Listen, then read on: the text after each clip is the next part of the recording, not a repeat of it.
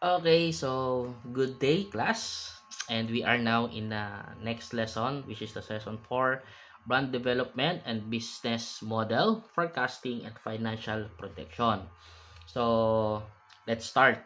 Our objective for this lesson, develop business branding, understand business modeling, and prepare projected statements. Ayan. So, this is important so that we will know um, ano yung kalalagayan or magiging kalalagyan nung ating business. So, pag sinabi nating business branding, developing business branding involves creating a unique identity and that distinguishes a company from its competitors and resonates with its target audience. So, sa pagdating sa business branding natin, um, it will create a unique identity. So, kumbaga doon tayo makikilala. Halimbawa, ang aking brand name ay Carlos Vending Machine and ang ang product ko ay car wash vending machine first. Meron ako, ang pangalan ng company Carlos Vending Machine and then yung aking isa sa mga product car wash vending machine. May piso net din ako and then may water vending machine din ako. So, from the company itself, yung aking mga ibinebenta ay may kaugnayan dun sa vendo. So, technically speaking, when they heard vendo at nag-search sila dun sa search engine optimization naman yon, it give me an advantage because they already do, customer knew already that I'm selling vendo. Ngayon, from what they are looking, mag-a-ask sila, magtatanong sila na what kind of vendos you are selling. Okay? So, it create a unique identity sa aking negosyo para mas makilala o makita ng mga audience ko o ng mga customers ko yung kaibahan ko sa ibang mga company. So, this process also includes defining brand values, creating a visual identity, establishing a brand voice, and consistently applying these elements across all marketing and communication channels. So, ako, ang ginagamit ko naman, sa color palette ko, kulay sky blue. So, most of my post, more on sky blue. Kasi, yun yung color palette ko na visual identity ng aking business. And also, establishing a brand voice para sa akin naman ay yung tinatawag kong just sold na posting. Okay? Na kung saan ipinoportray nito o sineshare nito yung mga stories regarding doon sa experience ng aking mga customers. At the same time, pagiging legit na kami ay pumupunta mismo sa mga location para i-visit or para i-deliver yung order ng aming customers. Ngayon, para magawa mo yan, you have to become consistent because consistently applying yung mga elements na to around all marketing platforms or communication channels will give the idea at tatak sa mga tao na kapag nakita nila yung color palette, yung identity na yan o yung kulay o posting na yan, ikaw agad yung kanilang nakikilala. Halimbawa, anong pagkain ang naiisip mo kapag nakakita ka ng kulay red? It could be Jollibee. It could be Magto. Paano kung dilaw? Pwedeng McDo yan. Okay? Paano kung kulay green? Pwedeng Inasal. So, because of those colors, it gives the pre-idea sa mga audience o sa mga customers na red. Oh, okay. Ganito agad yung naiisip nilang brand. Ganito agad yung naiisip nilang product. Okay? So, para makagawa tayo ng business branding natin, first, we have to identify your target audience. So, understand who your ideal customers are, their needs, preference, and behavior. So, first, we have to understand yung kanilang ano ba yung pangangailangan ng ating mga customers. On my case, Carlos Vending Machine. They need vending machines. Tapos ang usapan. So, preference and behaviors. And syempre, pagdating sa behaviors, malalaman ko to doon sa social media na kung saan itong mga tao na to nagsusearch ng small business or car wash vendo or vending machine or car wash. So, yun yung mga tinatarget ko ng mga customers na yun yung behavior na meron sila. Nagre-research sila about a small business. Research their demographics, psychographics, and buying habits. Number 2, we have to define your brand's core values and mission. So, determine the fundamental principles that guide your business. So, ano ba yung mga fundamental principles na meron ka para i-guide yung business mo pamunta doon sa iyong mission o sa iyong vision. So, what are your mission? Papunta doon sa vision ng iyong customer, ng company. Ako, ang vision ko, makita ko on all places na napaka-easy lang yung access para makapag-car wash or para makapag-motor wash. So, ngayon, para mangyari yon, I have to look sa mga places yung kanilang behavior, kung paano nila ginagamit ang social media para mag-search ng mga idea or businesses na pwede nang simulan sa mura lamang halaga. And also, craft a clear and concise mission statement that outline your purpose and what you aim to achieve. So, you should have a mission statement para somehow kapag dumating yung time na naliligaw ka na or parang naiiba yung linya ng iyong negosyo, meron kang babalikan para maintindihan mo, okay, so dito nga pala papunta yung aking negosyo. Ito nga pala yung dapat kong gawin para makapunta doon sa vision ng aking business. And after that, you can develop a brand identity. So, name. Choose a name that is memorable, relevant, and reflects your brand personality. So, speaking of the name, pagka sinabing Carlos Vending Machine, automatic yun, vending machine ang pinag-uusapan. And you can also look for logo, which is design a visual symbol that represents your brand name and easily recognizable. Sa logo is also very important. Ngayon, kung kukuha ka ng logo sa mga free website like Canva, there's high possibility na magulat ka, lumabas ka, magkamukha kayo ng logo na iba lang yung pangalan. Okay? So, you can hire professional for that. Kasi, gumagawa sila ng mga sarili nilang design talaga. And, although that's expensive, pero okay yon dahil alam mo na walang kagaya yung logo na ginagamit mo. And you can use also yung visual element. Ito yung example ko sa inyo kanina na gumagamit ako ng mga color palette, which is sky blue. So, develop a consistent color palette, typography, imagery style, and other visual assets. And also the brand voice to define the tone, style, and personality of your brand communication. Ito naman kung paano ka nakikipag-communicate doon sa iyong mga customers. And then create a branding positioning statement. So clearly articulate how your brand is different and better than other competitors. So ito na yung tinatawag natin value proposition naman to. And also you can explain the unique value you offer to your target audience. So pwede na itong USP natin, which is discussed earlier sa ating mga lessons. And then build your brand story. So craft a narrative that connects with your audience on an emotional level. Share your brand's journey, values, and aspirations. Ako, ang experience ko dyan, when somebody asked me, di ba IT ka? Actually, graduate ako ng IT. Paano ka napunta sa car wash vending machines? And it starts by having this desire to help a family during pandemic time to earn money. And naisip ko na hindi ako nakakalabas ng bahay. Hindi sila pwedeng lumabas ng bahay para pumunta sa malayo at magtrabaho. Pero doon sa may lugar na yon, pwede sila mag-ikot-ikot. At ang dami ko nakikita na ang daming mga nakamotor, ang daming mga lumalabas din, pero around that place lang. So naisip ko, why not I started a car wash? Pero that car wash ay una, cost efficient. Pangalawa, hindi kailangan ng matinding troubleshooting. Pangatlo, hindi kailangan ng mabigat na setup para makapagsimula. At pang-apat ay removable. Ibig sabihin, para ka lang din nagtitinda sa labas mo, tapos pagtapos na, pwede mo na pasok sa loob ng bahay para safe. So, doon ko naisip yung car wash vending machine.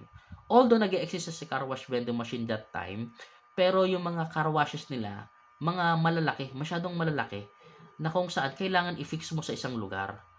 So, naisip ko, why not maghanap ako ng mga compact type of machines na magagamit ko para makapagpa-carwash din. Magagamit ko sa carwashan. So, naisip ko yon, and then nagsimula ako, nag-develop ako. I do also remember 13-month pay yon ng aking nasa ano pa ako noon, nagtatrabaho pa ako. So, in-spend ko yung 13-month ko investing on that business. Hindi ko alam kung paano mangyayari doon. Pero for the past 3 months ng aking negosyo, puro abono talaga. Kasi nga, talaga nagsisimula pa lang siya.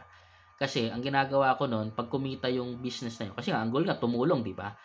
Kumita yon, so hatiin namin sa 50%, yung 50%, bibigay ko na doon sa, sa kahati ko. Ako, yung 50% ko, ay ginagamit ko para i-develop yung product and yung services na meron siya. So, kumikita naman din yung gusto kong tulungan during that time. So, 50-50 kami. Sa kanya yung location, sa akin yung service, sa akin yung machine. Ako yung nag-install. Pero sa kanya yung location. So, nakakukuha siya ng 50%. Tapos, binabayaran ko din yung tubig at saka kuryente. So, talagang as in, 50% talaga malinis yung nakukuha niya. So, that's how it started. Nakatulong ako sa aking kapwa. And then, develop yung aking product na sa ngayon, ako na mismo ang gumagawa ng sarili kong vendo, sarili kong wiring style. Kasi magkakaiba ka ng wire na ginagamit at yung style na ginagamit namin, kaparaan na ginagamit namin para makapag-provide kami ng vendo. Okay? And then, nakahanap din ako ng magsusupply sa akin ng machine na compact siya at the same time ay matibay din. Which is, mahina naman din siya sa tubig at kuryente.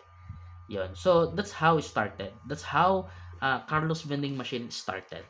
So, nagsimula siya sa idea na gustong tumulong sa kapwa na matulong isang family na magkaroon ng income during pandemic time. At hindi lang siya yung family na natulungan namin during that time kasi nagkaroon din kami ng iba't ibang mga partnership location bago may nagtanong sa amin kung nagbebenta ba kami ng car wash vending machine. So, that's for story. Ayan. So, that's the brand story, how we started. And integrate your branding. So, apply your brand identity consistently across all customer touch points. So, in social media, pwede mong gamitin yan. So, and also, ensure your logo, color, font, and messaging are used uniformly in marketing materials, website, social media, packaging, and customer service. Para mas madali nilang ma-identify na kapag nakita na yung color palette na to, yung logo na to, o yung gantong klase ng pamamaraan ng pakikipag-usap sa customers, ang naiisip agad nila is yung company mo. 7. Be consistent and adapt. Maintain a consistent brand image and messaging across all platforms. So, continuously monitor and evaluate your branding efforts to ensure they remain relevant and effective. And also, be prepared to adapt your brand strategy as your business evolves and the market changes. So, kailangan maging consistent tayo doon sa marketing natin, sa pangalan ng ating business, and how we present our products and how we connect to our customers. Consistent tayo doon. And also, we can also adapt sa mabilis na pag-change ng technology natin. So, now, magamit tayo ng posting lang, ng boosting lang. Sunod, advertisement na yung gamitin natin. Hanggang sa dumating yung time, baka kailangan natin ng sarili nating website na kung saan doon natin i-cater yung ating mga customers. And after that, let's move to business model. So, a business model outlines how a company generate revenue and makes a profit. So, it also describes the company's strategy for creating, delivering, and capturing value. Essentially, it is a plan that details what company will sell, who it will sell to, and how it will make money. So, when it comes to business model, it is a outlines kung paano mag-generate yung company ng pera, ng revenue, para kumita. So, nakalagay din yung strategy na gagamitin para makapag-create ng product, para ma-deliver yung product, para ma-detail natin kung paano natin ibebenta yung ating produkto, kanino natin ibebenta, at kung paano kikita ng pera mula doon sa produkto na yon. So, first is the core component, yung value proposition natin. So, what problem does the business solve, or what needs does it fulfill for its customer? So, the product that we are developing should be answering a problem, a solution for a problem. Kasi kung walang problema na gustong bigyan ng solusyon yung ating produkto, there's a possibility na mahirapan tayong makakonect sa ating mga audience o sa ating mga target audience. And then after that, target market, who are the specific customers the business aims to serve. So, sino ba yung mga specific customers na gusto nating mapagsilbihan? And also, we have these revenue streams. How will the business generate income? So, example ito, sa sales ba? Sa subscription ba? O sa advertising? So, halimbawa, sa sales, so we have this talagang sariling product.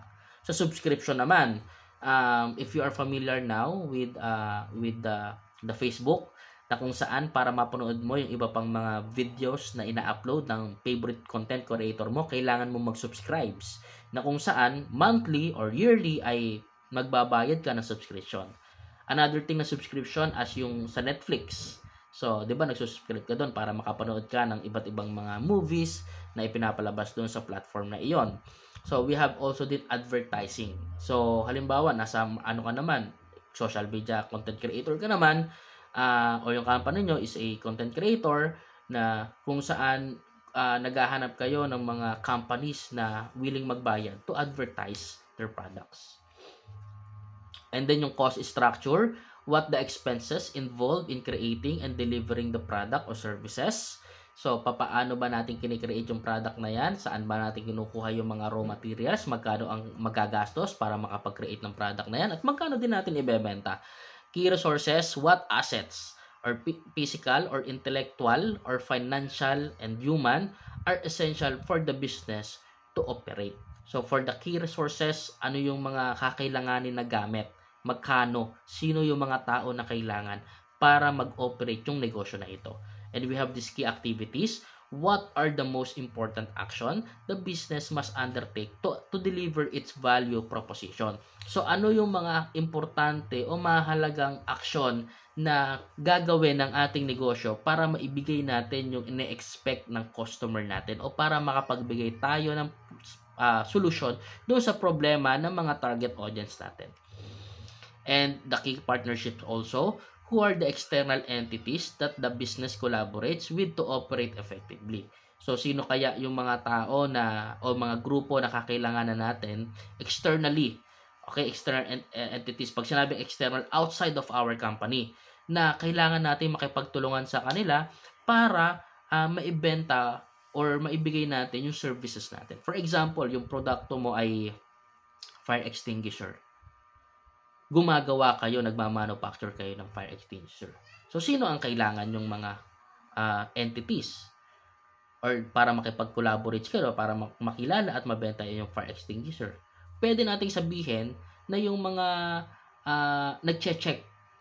Okay? Pwedeng sa Bureau of Fire, connection mo sa mga Bureau of Fire and Protection, connection mo sa mga nag-a-assess sa mga businesses regarding doon sa kanilang safety, na kung saan pwede ka nalang i-recommend para bilhin yung produkto mo at ilagay doon sa specific location na yon.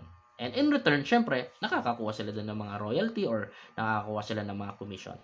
So, customer relationship, how will the business interact with and build the relationship with the customer? So, paano tayo makikipag-interact at makaka-create ng connection, makapag-start ng communication sa ating mga customers. And also the channels. How will the business reach and deliver its product or services to the customers? So, yung channels natin, kailangan ba physical store? Kailangan ba e-commerce? Kailangan ba meron tayong mga taga-deliver? Kailangan ba meron tayong mga taga-reseller? Kailangan ba meron tayong mga content creators para makakonect tayo sa mga customers natin, para ma-reach natin sila at para ma-deliver natin yung services or yung products na gusto nating ibigay o in-avail ng ating customers.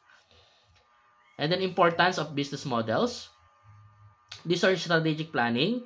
So, business models guide decision making and resource allocations. So, kasama din dyan yung we have this also investment attraction. They are help demonstrate the viability and potential probability of business to investor. So yung investments attraction, dito naman tinitingnan viability. Pag sinabing viability, yung kasiguraduhan o posible ba talaga na kumita yung business na yan o mairan yung business na yan, nang sa gayon it will create attraction sa mga investors. And operational efficiency, they provide a framework for streamlining process and optimizing yung resources utilization. So that is for operational efficiency. So dapat makita natin diyan yung effectiveness nung operation natin para from raw material papunta dun sa product, and then market, and then selling hanggang sa na-receive na ng ating mga customers. And also for the adaptability, where businesses models can be modified and adapted to changing market conditions and customers needs. Gaya nga sabi natin kanina in our past lessons, adaptability is very important for a product and for a company, dahil nga napakabilis magbago ng technology natin. At the same time, dumarami din yung mga tao na nangangailangan na ma-solve yung kanilang problem. And then we have examples of business models, yung retail model natin, which is selling products directly to the customers. So, ang tawag dyan is business to customer. Meron tayong subsidiary model, which is providing access to a product or service for a recurring fee. Hindi ko alam kung gumagamit kayo ng Canva. Di ba? Kapag gumagamit kayo ng Canva, merong mga subscription doon na kung saan kapag nag-subscribe ka, magagamit mo yung mga premium tools, premium na design na ibinebenta or available lang kay Canva kapag ikaw ay nag-subscribe. And premium model also offering a basic version of product or service for free while charging for premium features or access. So, ito naman tinatawag natin na somehow ay may free access muna sila from na premium services ng inyong website o ng inyong product, and in a specific time they gonna pay for it or they have to pay for it para magamit or continually magamit nila yung specific services na yan. We have also for franchise model, so granting an individual or company the right to operate a business under established brand. So example niyan is yung Jollibee. So makita mo iba't ibang Jollibee dito sa Pilipinas, pero iba-iba yung tao na may-ari dito. Meron din tayong affiliate model na kung saan partnering with other businesses to promote their products or services and earn a commission on sales. So ito yung mga ginagawa ngayon ng mga affiliate marketer natin sa social media, sa mga TikTok, na kung saan bibili sila isang product and then they gonna make a video out of it, and then ibebenta nila ito, ipopromote nila ito gamit yung link na ibinibigay ng specific na seller, and from selling at kapag nakakabenta ka doon, nakakakuha ka ngayon ng mga commission. So I think that's all for this session. So if you have questions, just send a query sa ating C-Lead or sa ating group chat para ma-address natin yung concern na yan. And also, just wait for our activity